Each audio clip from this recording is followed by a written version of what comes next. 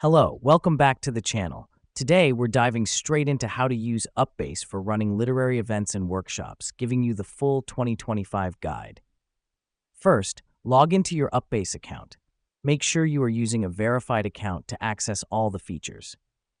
This is crucial because UpBase is a platform that offers extensive tools for organizing and managing events, and you need to fully access these. Next up, click on Events on the dashboard on your left.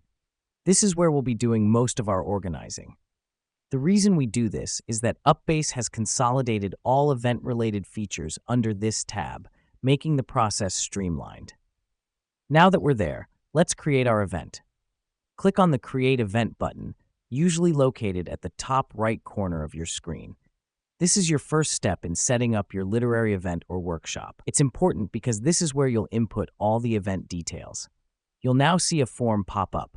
Fill in your event details, the name, description, date, time, and any other necessary information.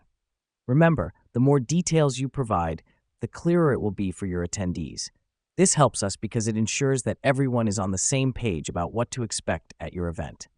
Once you've filled in all the details, click on Save to finalize your event. This step is important because it ensures that all your hard work doesn't go to waste and your event is successfully created. Here's what's happening behind the scenes.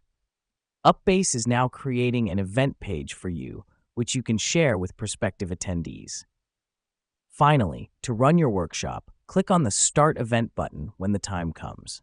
This will launch your event and allow attendees to join. It's crucial since this is when your literary event or workshop actually takes place. Now that we've done that, you're all set to run literary events and workshops using UpBase. Just remember, preparation is key in delivering a successful event. That's it for now. You're well on your way to mastering UpBase for running literary events and workshops. Thanks for tuning in, and see you in our next video.